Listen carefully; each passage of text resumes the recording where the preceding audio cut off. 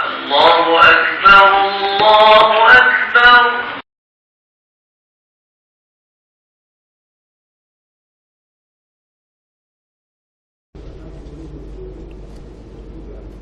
بسم الله الرحمن الرحيم. السلام عليكم ورحمة الله وبركاته. الحمد لله رب العالمين، والصلاة والسلام على رسوله الكريم سيدنا محمد صلى الله عليه وسلم وعلى آله وصحبه ومن اهتدى بهديه واستنى بسنته إلى يوم الدين. عليك توكلنا وإليك أنبنا وإليك المصير. أما بعد. Alhamdulillah, muslimin dan muslimat yang dirahmati Allah Subhanahu wa taala sekalian, sama-sama kita bersyukur pada Allah Subhanahu wa taala pada pagi ini kita dapat bersama berada di masjid. Kemudian kita dapat meluangkan masa untuk bersama dalam majlis ilmu pada pagi ini. Waktu pagi adalah waktu yang sangat barakah di sisi Allah Subhanahu wa taala bagi orang yang ambil peluang. Dan Nabi SAW sendiri pun berdoa kepada Allah Subhanahu wa taala, Allahumma barik li ummati fi bukuriha. Nabi SAW berdoa kepada Allah Subhanahu wa taala, minta supaya Allah taala berkati umat dia pada waktu pagi. Ini antara doa yang Nabi SAW doa, dan kita harap insya-Allah semoga kita termasuk dalam doa yang didoa oleh Rasulullah sallallahu alaihi wasallam. Yang kedua, tuan-tuan semua, kita juga bersyukur pada Allah Subhanahu wa taala. Sebenarnya kehadiran kita ke masjid ini satu kehadiran yang cukup besar nilai di sisi Allah Subhanahu wa taala, di mana apa yang disebut oleh Rasulullah sallallahu alaihi wasallam, derajat akan diangkat oleh Allah Subhanahu wa taala, kemudian dosa akan diampun oleh Allah taala. Ini dua perkara kepada apa istimewanya bagi orang yang sentiasa ulang-alik ke rumah Allah Subhanahu wa taala. Di sana ada riwayat mengatakan Nabi sallallahu alaihi wasallam dia sebut tiga perkara yang punca kepada ditingkatkan derajat. Yang kedua, punca kepada penghapusan dosa daripada Allah Subhanahu wa taala. Tiga perkara ni tuan-tuan semua disebut oleh Rasulullah sallallahu alaihi wasallam. Antaranya ialah isbagul wudu' alal makarih. Yang kedua ialah kasratul khuta ilal masajid. Yang tiga, wantidharus salah ba'da salah. Nabi sallallahu alaihi wasallam satu masa dia bawa satu cerita lah, ataupun bagi satu lontaran apa dia kepada sahabat, kamu nak ke tak Allah Ta'ala ataupun melakukan amalan di mana amalan ini Allah Subhanahu wa taala akan angkat darjat kamu, kemudian akan ampun dosa kamu. Maka para sahabat radhiyallahu taala anhum kata dia, bala ya Rasulullah, amun nak gapo yang apa dia ni sebagai punca kepada darjat diangkat, kemudian dosa diampun. Maka Nabi sallallahu alaihi wasallam sebut tiga perkara. Pertama sekali ialah isbagul wudu' alal makarih, kita sempurna ambil wudu'. Yang kedua ialah waqasratul khuta ilal masajid, kita langkah berjalan kita ke rumah Allah Subhanahu wa taala.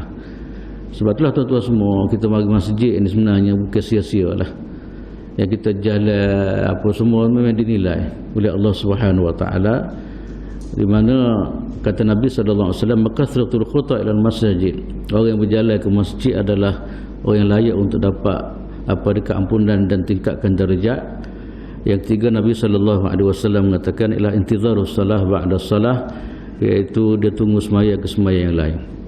Itulah tuan-tuan semua tiga amalan yang disebut oleh Nabi sallallahu alaihi wasallam, amalan yang apa dia ni darjat ditingkatkan, kemudian dosa-dosa kita akan diampuni oleh Allah Subhanahu wa taala.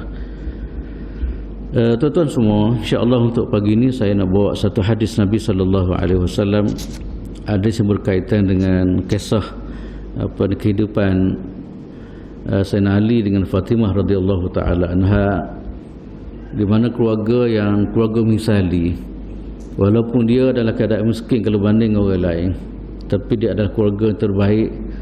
Dan insya-Allah kita akan tengok satu amalan yang Nabi SAW ajar kepada kedua orang ni sebelum dia tidur. Tuan-tuan semua, kalau kita perhati kepada rumah tangga lah, kalau kita baca dalam kisah-kisah rumah tangga ni, ini antara rumah tangga yang bahagia dikatakan. Sebab itulah kadang-kadang ada berdoa, ya Allah cantumkanlah hati dua orang pada suami isteri ni semana kamu cantumkan hati Sayyidina Ali dengan Fatimah radhiyallahu taala anha. Di mana dua orang ni tua semua, dia kisah dia adalah apa dia ni, sebenarnya saya sebut tadilah, dia taklah kaya macam orang lain lah. Susah dia dalam menjalani kehidupan, tapi susah dia tadi tua semua tidak menghalang dia untuk membina kebahagiaan. Sebab itulah bahagia ni sebenar tua semua, dia bukan hanya semata-mata kebendaan. Tak ramai orang yang kaya, ramai orang yang kebendaan dia lebih tapi tak bahagia pun. Kadang-kadang kahwin sekejap 2 minggu mula nak cerai dah. Ada setengah orang tu bercinta 8 tahun dah, kadang-kadang nikah 2 minggu cerai, kadang-kadang tak bahagia juga. Sebab itulah bahagia sebenarnya bukan masalah kebendaan semata-mata, tapi bahagia sebenar adalah Allah Ta'ala capuk kasih sayang antara suami dengan isteri. Dalam kisah ni tuan-tuan semua, satu kisah yang disebut oleh Sayyidina Ali radhiyallahu taala anhu, di mana kata dia, istakat ilayya Fatimatu radhiyallahu anha majla yadayha min at-tahni fa ataina an-nabiy sallallahu alaihi wasallam fa qultu ya Rasulullah Fatimatu tashtaki ilayka majla yadayha min at-tahni wa tas'aluka khadiman faqala adulukuma ala ma huwa khairul lakuma min khadimin farana fa amarna inda mana'ina bi 33 wa 33 wa 34 min tasbihin wa tahmidin wa takbirin. Hadis ini tentu semua satu hadis yang dicerita oleh Sayyidina Ali radhiyallahu ta'ala. Kalau kita perhati kepada hadis ni adalah hadis yang sahih, dicerita oleh Sayyidina Ali sendiri, iaitu Sayyidina Ali ni tentu semua adalah seorang sahabat yang begitu hebat lah. Sahabat Nabi ni, saya selalu dalam pengajian hadis kita setiap pagi, saya sengaja kadang-kadang sebut cerita berkaitan dengan sejarah sebanyak para sahabat radhiyallahu ta'ala anhum. Para sahabat ni tentu semua adalah orang yang cukup mulia di sisi Allah Subhanahu wa taala. Orang yang diaku kuntum khairu ummatin, di mana kamu situ ada riwayat, ada pendapat mengatakan adalah 7 pada sahabat. Sahabat adalah orang yang paling baik. Paling baik sini tentu semua antaranya dialah yang mula-mula sekali diterima Islam kalau berbanding orang lain. Kan, dia menerima cahaya Allah Taala mula-mula sekali, dan dengan sebab dia orang lah tua-tua semua apa dia ni tersebarnya agama Allah Subhanahu wa taala. Dia orang memang pegang sungguh amanah yang diterima daripada Nabi sallallahu alaihi wasallam, dan berjalan ke sana sini tua-tua semua belum sampai adalah untuk menyampaikan agama Allah Subhanahu wa taala. Apa yang berlaku pada hari ini, kita ni sebenarnya tuan-tuan, kita dapat hidayah adalah kisah-kisah permulaan yang dicurah oleh para sahabat radhiyallahu taala. Sebab itulah sebenarnya kita diajar supaya menghormati, kita diajar supaya menghormati dan beradab dengan sahabat, orang yang cukup berjasa sebenarnya. Waktu Nabi sallallahu alaihi wasallam dalam satu riwayat Nabi kata, la tasubbu ashabi falau anna ahadakum anfaqa misla uhudin zahaban ma balagha mudda ahadihim wala nasifahu. Nabi sallallahu alaihi wasallam minta supaya kita jaga dari segi adab kita dengan para sahabat radhiyallahu taala anhum, orang yang banyak berjasa dalam Islam ni, di mana Rasulullah sallallahu alaihi wasallam sebut, jangan kamu sekali-kali cela para sahabat. Ya, jangan sekali pertikaikan kewibawaan para sahabat radhiyallahu taala anhum. Sebab apa tuan-tuan semua, dia ni cuba tengok dari segi mulia dia. Nabi sallallahu alaihi wasallam mengatakan, Nabi kata kalau satu orang dia derma sebesar bukit Uhud emas, satu emas dia derma sebesar bukit Uhud, tak sapa pahala yang diderma oleh para sahabat radhiyallahu taala, secupuk ataupun setengah cupuk. Setengah cupuk yang dibelanja oleh para sahabat radhiyallahu taala terlalu nilai di sisi Allah taala, tak padai dengan banyak macam mana sekalipun apa yang kita lakukan, kan, kalau banding dengan kehebatan yang ada pada sahabat, dari segi keikhlasan dia, dari segi dekat dia dengan Allah Subhanahu wa taala, dari segi pengorbanan cukup hebat tuan-tuan semua. Sampai gitulah nak ceritanya tak padai kalau kita nak nilai, kalau kita nak pertikai ataupun kita nak komen ke apa semua, tak padai sebenarnya dengan kehebatan yang dicurahkan oleh para sahabat radhiyallahu taala anhum. Di mana pada hari ini tuan semua saya nak cerita sikit tentang Sayyidina Ali radhiyallahu taala anhum. Sayyidina Ali ni tuan semua, dia antara lebihnya pertama sekali dia adalah dari segi sejarahnya dia adalah budak yang pertama sekali masuk Islam. Kan, ulama telah mencatatkan ranking ataupun sejarah orang masuk Islam ni. Kalau orang lelaki mula-mula sekali ialah dia orang tua Sayyidina Bakar Siddiq radhiyallahu taala anhu. Kalau orang puak ialah Khadijah radhiyallahu taala anha. Kalau kalangan budak adalah Sayyidina Ali radhiyallahu taala anhu. Dia adalah orang mula-mula sekali catat dalam sejarah Islam di kalangan budak dia telah menerima agama Allah Subhanahu wa taala. Dan dikatakan dia pada masa itu tuan-tuan semua adalah umur dia sekitar 10 tahun lah. Dan dia ni muka cerita mengatakan kehebatan dia tak pernah kepala dia ni tunduk sujud kepada berhala ataupun kepada sembahan berhala yang ada pada masa itu. Ada setengah orang lain kadang-kadang dia mula dengan tu lagi kan, dia masuk selai kelewat sikit, tapi dia daripada awal terus tak pernah tunduk, kepala dia ni tak pernah tunduk ataupun muka dia tak pernah sujud kepada berhala-berhala yang orang sembah pada masa itu. Di mana tuan-tuan semua kalau kita perhatilah kepada Sayyidina Ali itu sendiri tuan-tuan semua, dia juga adalah salah seorang orang yang digembirakan oleh Nabi sallallahu alaihi wasallam, salah seorang yang masuk syurga. 10 orang yang Nabi jamin dipanggil al-asharatu al-mubasysyarun bil jannah, antara 10 orang yang Nabi sebut depan dia adalah ahli syurga, antara mereka adalah Sayyidina Ali radhiyallahu taala. Dan banyak sebenarnya tuan semua Sayyidina Ali ni kelebihan dia banyak sangat. Kalau kalau kita perhati pada sejarah dia lah. Ya, sejarah dia memang dari segi keilmuan dia, dari segi berani dia dan sebagainya. Tapi tak tahu orang Melayu dia waktu ke Ali dia ambil mana tak tahulah. Tak bab ilmu dia tak ada dia waktu ke Ali. Tak apa tak waktu Kak Soleh tu Kak Mamak kan sebab apa tu. Okey. Sedangkan kehebatan Sayyidina Ali memang lebih pada itulah tuan-tuan semua. Dia hebat dalam semua segilah. Antara yang paling hebat sekali adalah segi keilmuan dia, keberanian dan sebagainya.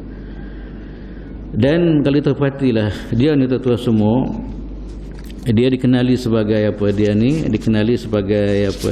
nama dia Abu Turab ataupun Abu Turab. Dia dikenali sebagai Abu Turab. Nama gelar dia lah. Orang lain Abu Hurairah ke apa semua kan, dia dikenali sebagai Abu Turab. Di segi kelahiran dia di sana banyak pendapat lahir dia. Ada setengah pendapat mengatakan dia lahir pada 10 tahun sebelum Nabi sallallahu alaihi wasallam dibangkit oleh Allah Subhanahu wa taala awal. Bukan je. Ada pendapat yang berbagai-bagai lah. Tapi yang penting tuan-tuan semua, dia terima hidayah Allah Taala umur dia sekitar 10 tahun. Di segi kekeluargaan Sayyidina Ali ni tuan-tuan semua, saya nak sebut sikit sini ialah dia ni dikatakan dia ada beberapa beradik lah.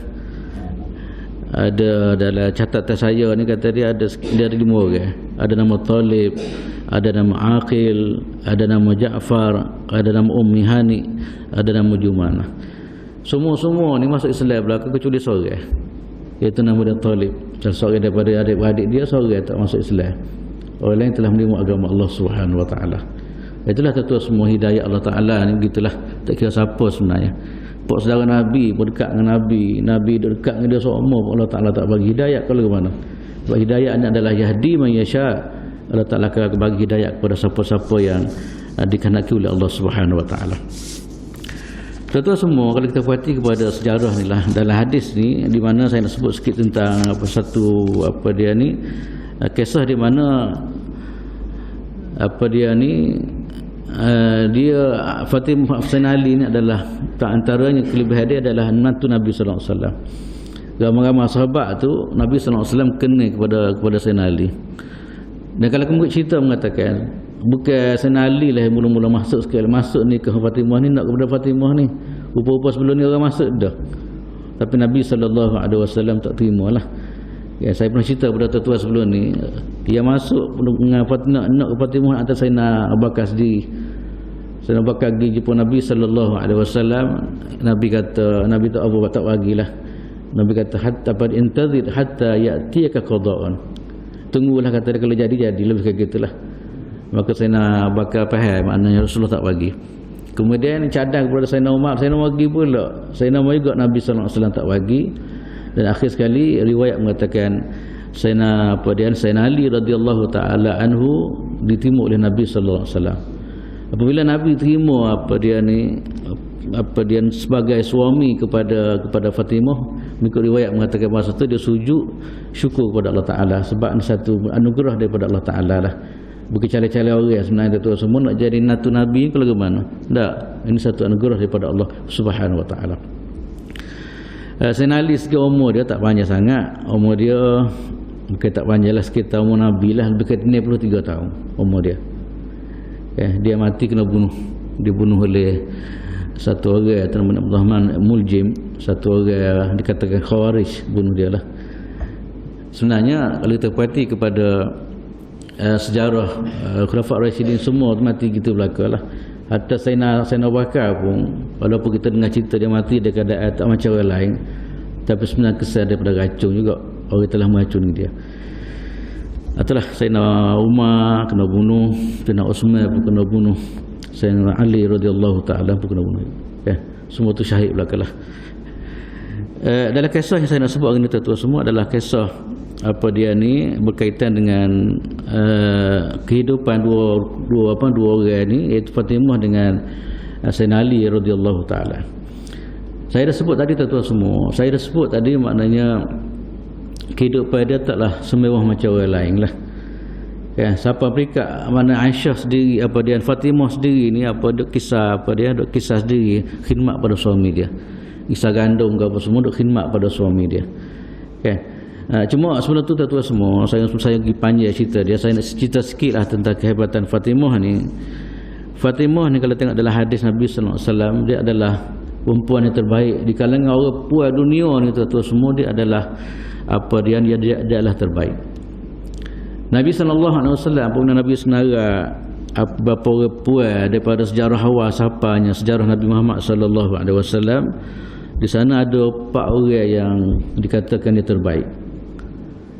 Pertama sekali Nabi sallallahu alaihi wasallam mengatakan, Nabi kata itu Maryam, iaitu mak kepada Sayyidina Isa alaihissalam. Yang kedua pula ialah Khadijah radhiyallahu taala anha, isteri Nabi sallallahu alaihi wasallam. Yang ketiga ialah Fatimah yang kita akan bicara ni, Fatimah binti Rasulullah sallallahu alaihi wasallam.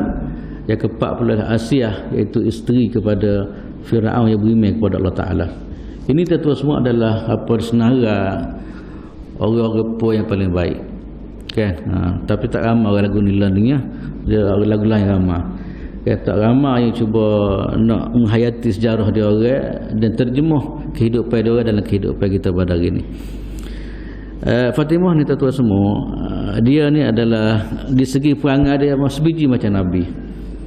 Kalau ikut pengamatan yang diperhati oleh Sayyidina Aisyah radhiyallahu taala anha, Sayyidina Aisyah ni isteri Nabi, dia tak perhati kehidupan Fatimah radhiyallahu taala, kata dia ma raaitu ahadan kana ashbaha samtan wa hadiyan wa dallan. Katanya Aisyah radhiyallahu taala, aku dapati kata dia pada Aisyah ni Fatimah ni ada persamaan dengan Nabi dari segi akhlak, dari segi lemah lembut dianya, dari segi khusyuk dianya, dari segi comelnya perangai dia.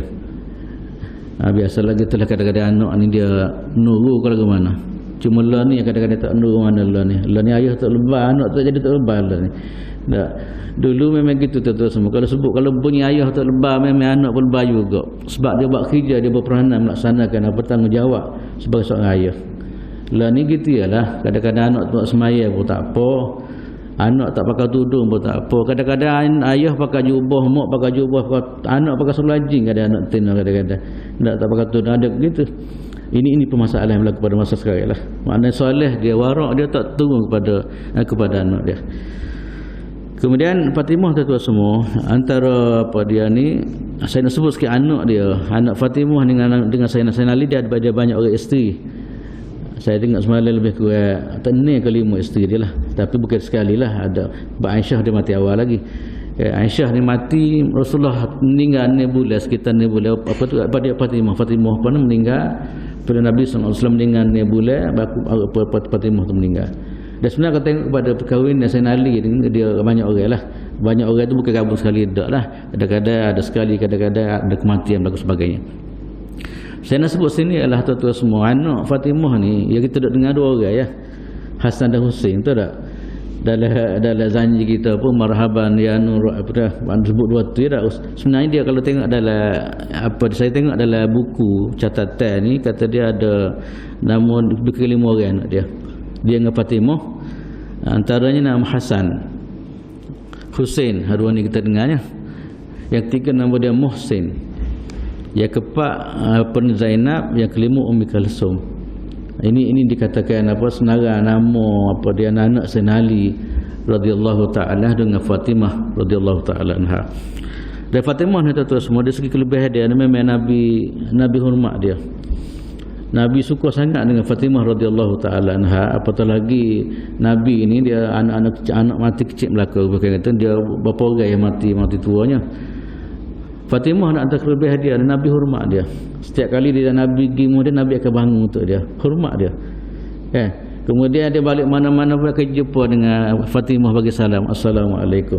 Ada kalau ni ayah salahkan anak nak jari kata siapa gitu tu bagaimana dia tunjuk kasih sayang dia kepada Sayyidina Fatimah radhiyallahu taala. Dan mengikut juga riwayat mengatakan setiap kali Nabi pergi mana, Nabi akan jumpa dengan Fatimah, tengok cek anak dulu, kemudian balik begitulah.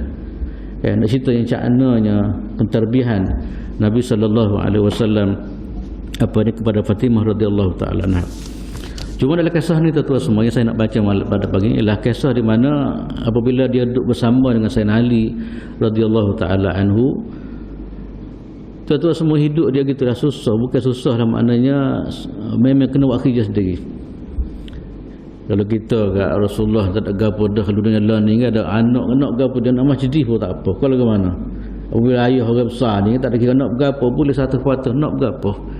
Tapi Nabi SAW tuan-tuan semua, Nabi sendiri pun menjalani kehidupan sebagai manusia yang sederhana. Kan? Di mana riwayat mengatakan apabila dua orang itu duduk sekali gapo semua, Fatimah tu pun memanglah sebagai isteri yang salihah, dia khidmat sungguh pada suami dia. Antara kerja yang sentiasa dibuat oleh Fatimah ialah apa kisah makan ni lah, apa digadung ke apa semua. Tapi lama-lama tu semua kadang-kadang mari sakit tangan ke apa semua lah. Ada kesal situ. Masa-masa duk ngadu hal lah, duk ngadu kepada Sayyidina Ali begitu juga. Dia dulu terkadang sakit dada Sayyidina Ali. Buat kerja kuat dan sebagainya. Maka apabila gitu tuan-tuan semua, apabila dalam keadaan gitu tadi, maka apa dia Fatimah pun dengar cerita di sana berlakunya peperangan di mana ramai juga hamba-hamba yang ditawan. Apa dia orang yang ditawan dalam peperangan dan boleh dijadikan hamba. Maka gilah mula sekali pergi jumpa, masa tu Rasulullah tak ada.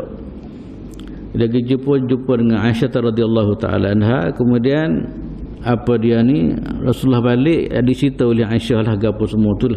Apa dia mari gapo dia mengadu hal lah, dia mengadu hal tentang gapo dia, tentang masalah dia kalau boleh nak juga apa dia khadam lah seorang.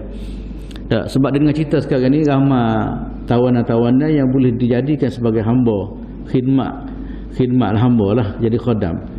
Maka dia rasa gitulah, dia rasa duk bincang dengan Sayyidina Ali gapo semua tadi, maka dia gilah kerja pun ayah dia, minta simpati daripada ayah dia, naklah seorang kalau boleh, sebab apa dia ni susah ni, kerja susah, penat ke apa semua ni kan, penat ke apa semua, susah ke apa semua tadi. Maka itulah di antara hasrat dia, harap-harap boleh lah apa yang berlaku pada masa tu, boleh satu orang boleh khidmat pada dia orang. Maka dia gitu tu semua, dia pergi mula-mula tak jumpa lah. Kemudian Rasulullah balik, Aisyah radhiyallahu taala anha ceritalah kedatangan Fatimah radhiyallahu taala anha, hasrat dia dan sebagainya. Maka Nabi sallallahu alaihi wasallam tu semua, Nabi pun pergi jumpa dengan dia lah. Okay. Nabi tahu mana hasrat anak dia tadi. Nabi tak layan permintaan itu sebenarnya.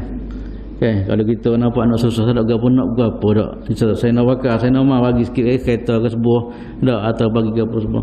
Tapi Nabi tak mikir macam tu tuan-tuan semua. Nabi apabila anak dia gitu, Nabi tak tunas selalu kanak anak dia. Dia tak bagi pun. Cuma gapo yang disebut oleh Nabi sallallahu alaihi wasallam, Nabi kata ala adullukuma ala ma huwa khairum minal khadim. Kata dia, wahai Ali, wahai Fatimah, dia pergi jumpa rumah ni, dia tahu hasrat susah payah dua orang ni nak pada khadam ni. Maka Nabi kata, menuk kepada wahai wahai Ali dan Fatimah radhiyallahu taala anhuma, aku nak bagi kepada kamu lebih daripada khadam lagi. Aku tak sih khadam, aku nak bagi benda lebih pada tu lagi. Lebih pada khadam lagi. Kawan ni hasrat dia nak benda tu kan, tapi Nabi tak bagi. Sebab itulah tuan-tuan semua, orang tua Nabi ni dia mikir benda lepas masa depan, anak dia masa depan di akhirat. Walaupun dalam kehidupan dunia ni tak senang lah mana pun tak apa. Yang penting Nabi mikir untuk masa depan dia ni bila kembali kepada Allah Subhanahu Wa Taala. Walaupun tak senang mana dalam kehidupan dunia, tapi Nabi nak tengok anak dia, cucu dia dan sebagainya bahagia di hari akhirat. Sebab tu Nabi SAW Nabi kata, aku nak tunjuk pada kamu apa amalan-amalan yang kamu beramal dengan dia lebih pada khadam tu lagi. Yang penting yang pertama sekali Nabi tak bagilah permintaan dia. Nabi nak bagi benda lain. Yang Nabi kata lebih baik daripada tu lagi. Fatimah ni tuan-tuan semua tak beranak macam kita ni lah. Kita ni ngamuk ni kalau ke mana dak. Moga bagi ada dah orang beramal tawan nega pun boleh sangat nak jadikan khadam rumah dia kan. Tapi oleh kerana Fatimah ni orang bagus macam saya sebut tadilah. Dia kerana akhlak Nabi sallallahu alaihi wasallam. Dia faham tanggungjawab dia sebagai seorang ayah. Daripada Nabi sallallahu alaihi wasallam adalah rasul utusan Allah Subhanahu Wa Taala, dan Nabi kecek ke apa semua ke kepentingan peribadi dak kan. Cadangan Nabi ke apa semua adalah cadangan terbaik untuk mana dikehendaki oleh Allah Subhanahu Wa Taala. Maka tuan-tuan semua Nabi kata ke apa? Nabi kata ke dia ginilah, Nabi kata, aku nak tunjuk pada kamu amalan yang lebih daripada khadam lagi. Kalau mengikut riwayat mengatakan Nabi pergi masa dia nak tidur, Nabi ajar gini. Nabi kata Nabi ajar amalan ke dia. Rupa-rupa yang amalan ni tuan-tuan sebenarnya kekuatan sebenarnya amalan-amalan ni, amalan zikir Nabi ajar ke dia.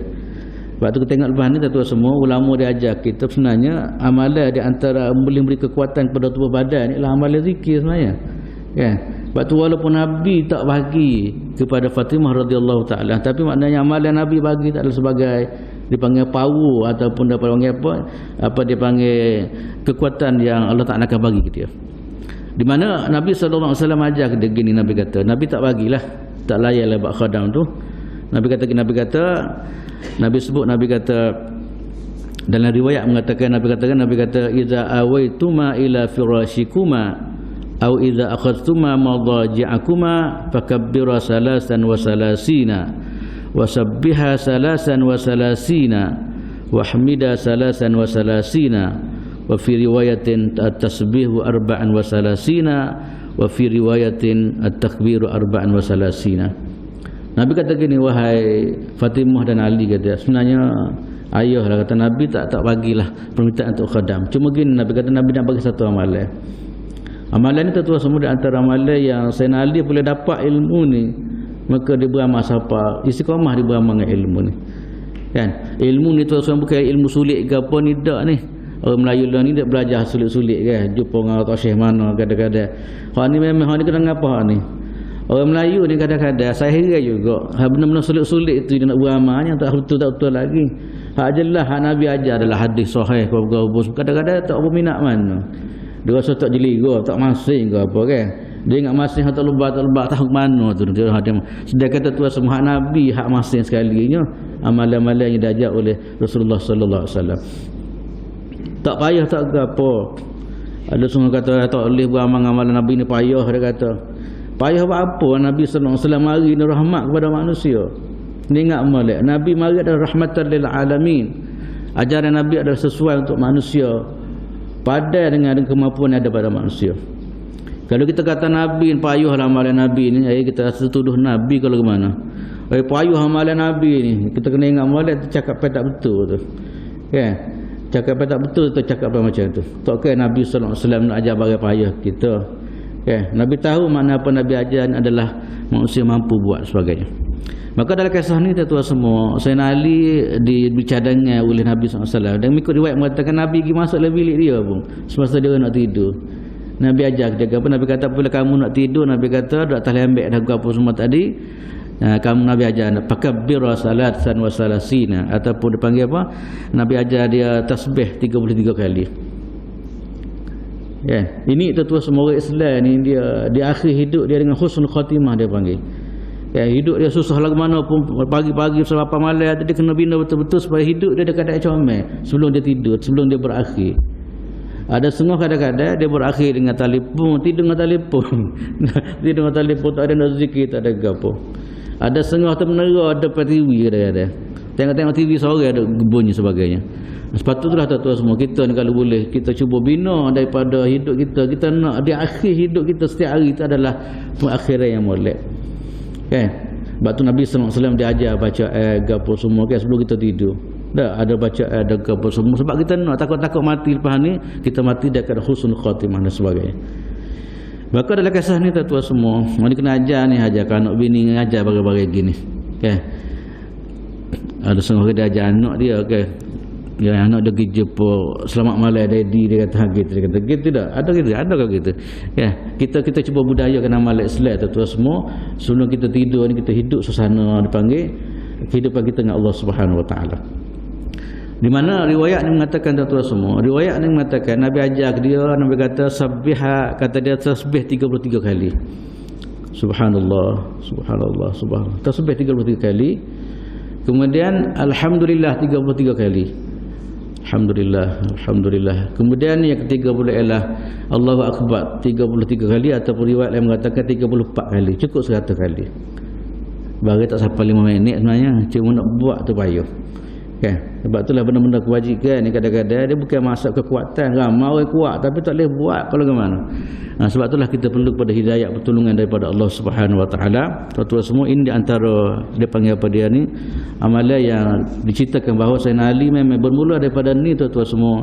Sayyidina Ali radhiyallahu taala anha radhiyallahu taala beramal dengan hadis-hadis ini dan juga Aisyah radhiyallahu taala anha. Sebab itulah kalau kita perhati tuan-tuan semua ni antara amalan penting lah. Walaupun kita nampak dia sekejap ya, tapi sebenarnya kalau tengok kepada syarah yang disyarah oleh ulama kata dia sebenarnya kalau kita sentiasa berjaga zikir ni Allah Ta'ala beri kekuatan kepada kita. Cuba tengok apa dia ni, Fatimah ni letih dah kan letih tapi Nabi tak bagi, tapi Nabi bagi zikir ke dia kan. Sebab itulah ulama mengatakan bahawa zikir adalah satu daripada kaedah Allah Ta'ala capuk kekuatan yang ada pada kita. Itu mudah tuan-tuan dah apa dia ni subhanallah 33 kali, kemudian alhamdulillah 33 kali, kemudian Allahu Akbar 34 kali, jadi 100 semua. Itulah sama-sama lah tuan-tuan semua kita apa dia ni jadikan amalan jadi amalan kita lah di samping bacaan lain. Banyak bacaan dia, baca Fatihahnya, baca apa dia ni ayat kursi ke apa semua kan. Ini sebahagian daripada amalan yang dicadang oleh Sayyidina Ali radhiyallahu taala dan Sayyidina Ali kongsi dengan kita ni. Bagian bukan bagian biasa dak lah ni. Sayyidina Ali maknanya dia terima daripada awal, dia kongsi kepada kita. Sampai hari ni dicatat dalam kitab-kitab hadis amalan-amalan yang Sayyidina Ali radhiyallahu taala terima daripada Rasulullah sallallahu alaihi wasallam. Lepas tu saya kembali berapa yang saya sebut tadi lah. Ini tuan-tuan semua ni confirm ni bagian betul ni. Bukan terima daripada gelak-gelak dak lah ni. Kita terima daripada saluran yang betul, iaitu daripada Sayyidina Ali. Sayyidina Ali ambil daripada Rasulullah sallallahu alaihi wasallam. Itulah tuan-tuan semua amalan yang saya rasa kita pakai buatlah. Benda tak payah tu sebentar ya. Dan berkata wasbih tak ada ustaz, tak kira wasbih tu untuk mudah ya. Apa tak tasbih sebenarnya, tasbih tak wasbih tak ada, tinggal dia kata. Ada kita guna tangan-tangan boleh berlaku lah. Yang penting tak kira lah wasbih tak wasbih ke. Lah ni banyak kadang-kadang benda-benda yang boleh kita bila kalau ke mana. Alat-alat pun ada. Tak lah ni pengalat zikir ke. Dia dah kali guna apa tak guna dia dah. Semangat mula-mula tu beli je nak pecek kalau mana tak. Dia 4-5 kali kadang-kadang tak hilal lepas tu. Kan sebab kita bukan boleh jadi bukan ahli zikir boleh jadi. Tak bukan ahli zikir siapa gitu. Dan tuan-tuan semua dalam masalah tasbih ni yang saya sebut tadi sebenarnya bukan tu saja dak, bukan waktu kita nak tidur saja dak. Hatta dari riwayat mengatakan di antara amalan yang penting yang kita sepatut kita baca lepas daripada sembahyang. Kan? Sebab tu dalam satu riwayat tuan-tuan semua di antara cadangan amalan Nabi SAW kepada kita semua lepas daripada setiap kali kita sembahyang fardu. Nabi sebut dalam riwayat Nabi kata mu'aqibatun la yakhibu qailuhunna dubura kulli salatin maktubatin. Nabi sallallahu alaihi wasallam mengatakan di sana ada tasbih yang dibaca lepas daripada sembahyang. Di mana-mana orang baca tasbih ni kata Nabi kata apa dia ni lepas daripada sembahyang fardu, setiap kali lepas dia tidak akan rugi. Dia tidak akan sesal, dia tidak akan merugikan dia gitu. Kan? Gapo Nabi ajar? Nabi kata salasan wa salasuna tasbihatun hatan wa salasun wa salasuna tahmidatun datan wa salasun wa salasuna takbiratan. Iaitu kita baca subhanallah 33 kali, alhamdulillah 33 kali, kemudian Allah akbar 33 kali. Satu lagi kita berakhir dengan la ilaha illallah wahdahu la syarikalah lahul mulku wa lahul hamdu wa huwa ala kulli syai'in qadir. Saya apabila saya baca hadis ini teringat kepada satu orang yang baru meninggal terbaru ni di Jordan. Salah seorang daripada ulama hebatlah, nama dia Syekh Abdul Fattah Salah Khalidi, seorang daripada ulama tafsir. Saya dah duduk mengaji dengan dia sikit-sikit, duduk dengar dia mengajar. Apabila sampai hadis ni dia marahlah kepada orang gaduh tu. Dia kata gaduh-gaduh lepas semaya pun dah lah, dia kata 33 ni. Dia pesan gitu. Okay, siapa ada perikat dia kata dunia lagi kalau orang tak ada benar. Dia kata, kalau saya kata ni dia kata gitu. Okay, gaduh-gaduh lagu mana pun kata dia cuba ikhtiarlah supaya 33 Allah apa dia ni subhanallah ni boleh kita lakukan, alhamdulillah kita boleh, kemudian Allah akbar kita boleh, kemudian kita akhiri dengan la ilaha illallah wahdahu la syarikalah. Di mana dalam hujung hadis Nabi sallallahu alaihi wasallam mengatakan kalau orang yang boleh beramal dengan amalan gitu, maka di segi natijah dia kata Nabi sallallahu alaihi wasallam ialah ghufirat khatayahu wa in kanat misra zabadil bahri. Allah Subhanahu wa taala kapung dosa dia sekalipun sebanyak buih-buih di permukaan air laut. Itulah tuan-tuan semua mulianya apa dia ni, hebatnya zikir ni. Kan yang dicadang oleh Nabi supaya baca dekat dengan apa, dekat dengan nak tidur, ataupun dicadangkan supaya baca apa dia ni setiap kali lepas sembahyang fardu. Itulah tuan-tuan semua, kita ni manusia berdosa, saya rasa perlu sangat benda-benda gini, perlu pada pembersihan. Ya, tama-tama kita orang lama ni dah, orang lama ni memang banyak karat kita rasa tak. Maka perlu pada pembersihan. Maka ni amalan-amalan yang Nabi ajar kepada kita. Setiap kali kita semaya, pembersihan adalah la ilaha apa ni subhanallah 33 kali, alhamdulillah 33 kali, kemudian Allahu akbar 33 kali, kemudian akhiri dengan la ilaha illallah wahdahu la syarikalah lahul mulku wa lahul hamdu wa huwa ala kulli syai'in qadir. Cuma jangan buat alasan apa tak baca, Pak Tok Imam tak baca dia kata. Tak, dia sebenarnya zikir tak semati tak imam baca, tak imam kadang dia lorak atau kadang-kadang dia cepat nak bagi ruang pada orang ngajar, dia banyak benda lain kan, ada sebab-sebab dan sebagainya. Kita boleh guna tu sampai kesempatan seorang-seorang ya. Tangan ni gerak ni tangan. Kalau tak ada otak sebelah tu gerak tangan. Kita harap tangan-tangan kita jadi saksi di hadapan Allah Taala. Sebab tu semua anggota kita ni sebenarnya akan jadi saksi di hari akhirat.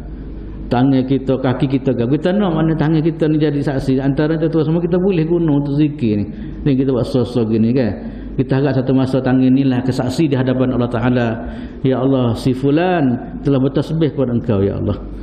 Sebab itulah anggota-anggota kita ni kalau mengikut dalam Quran sebut akan jadi saksi kepada kita pada hari akhirat. Jadi kita haraplah tuan-tuan semua anggota-anggota yang daripada kita ni pergerakkan tangan kita ni kerana tasbih akan menjadi saksi di hadapan Allah Subhanahu Wa Ta'ala. Itulah saya rasa untuk begini tuan-tuan semua, sikit sebanyak dan sama-sama lah kita usaha supaya kita dapat menghayati apa dia ni perkongsian daripada Sayyidina Ali radhiyallahu taala anhu, iaitu zikir sebelum tidur. Yang baik daripada Allah Subhanahu wa taala dan kekurangan daripada kelemahan saya sendiri. Aku qouli hadza wa astaghfirullahal azim li wa lakum wa lisa'il muslimina wal muslimat. Assalamualaikum warahmatullahi taala wabarakatuh. Bismillahirrahmanirrahim. Alhamdulillahirabbil alamin. Wassalatu wassalamu ala Rasulillah wa ala alihi wa sahbihi ajma'in. Allahumma fa'na bima 'allamtana wa 'allimna ma yanfa'una warzuqna 'ilman yanfa'una. Alhamdulillahi ala kulli hal wa na'udzu bika min hali ahli an-nar. Allahumma ij'alna minal ladzina yastami'una al-qawla fayattabi'una ahsanah. Allahumma ij'alna minal ladzina yastami'una al-qawla fayattabi'una ahsanah. Allahumma ij'al jam'ana hadza jam'an marhuma وتفرقنا من بعده تفرقا معصوما. اللهم إنا نسألك خير هذا اليوم فتحه ونصره ونوره وهداه ونعوذ بك من شر ما فيه وشر ما بعده. ربنا لا تؤاخذنا إن نسينا أو أخطأنا. ربنا ظلمنا أنفسنا وإن لم تغفر لنا وترحمنا لنكونن من الخاسرين. ربنا آتنا في الدنيا حسنة وفي الآخرة حسنة وقنا عذاب النار. وصلى الله على سيدنا محمد وعلى آله وصحبه وسلم والحمد لله رب العالمين. Subhanakallahumma bihamdika asyhadu an la ilaha illa anta astaghfiruka wa atubu ilaik.